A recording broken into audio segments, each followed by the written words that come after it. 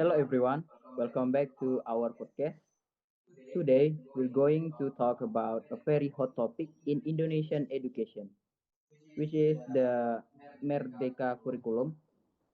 I'm Zafran and here with me are Farhan, Khalid and Nadia.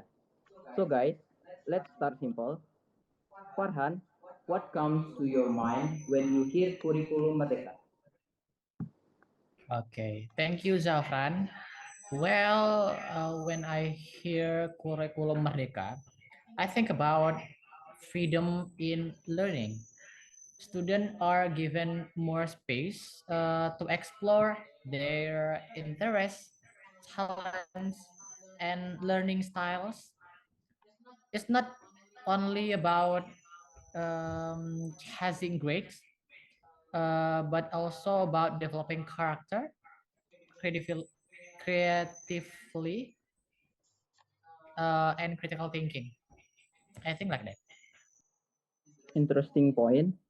Khalid, do you agree with that or do you see it differently? Well, I mostly agree, but I also see some challenges. Like the idea of flexibility is great, especially with project-based learning. However, not all schools and teachers are fully ready to implement it. Some teachers still struggle to shift from a traditional teaching mindset to a more student-centered approach.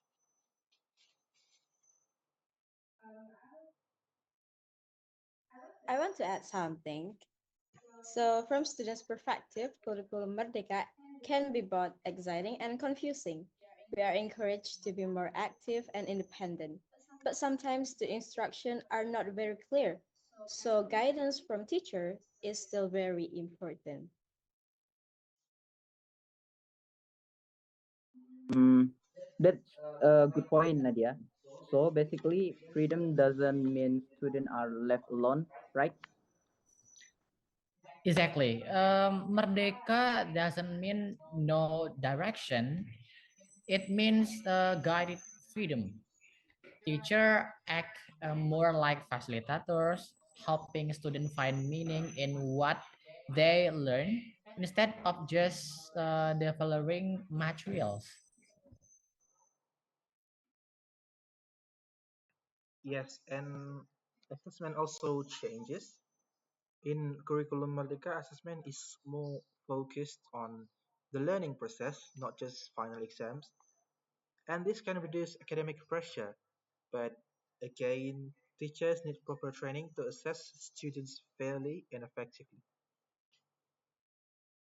But I personally like to emphasize on project and real life issue.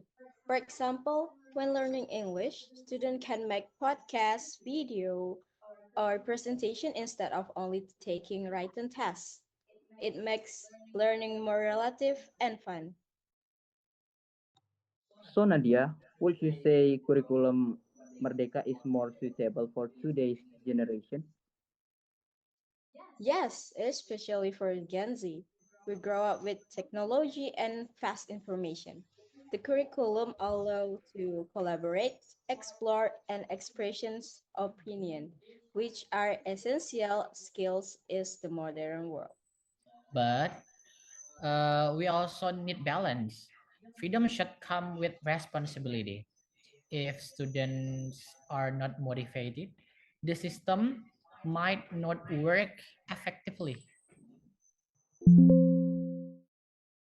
And support from the government and school is crucial, like facilities, digital access, and teacher training must be evenly distributed, especially in remote areas.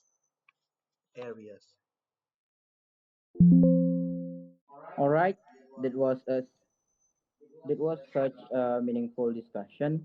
So to sum up, curriculum Merdeka offers great opportunities, but it also requires readiness from teachers, students, and the education system as a whole. Thank you, Farhan, Khalid, and Nadia, for sharing your insights. And thank you to our listener for tuning in. See you on the next video. Stay curious and keep learning. Bye.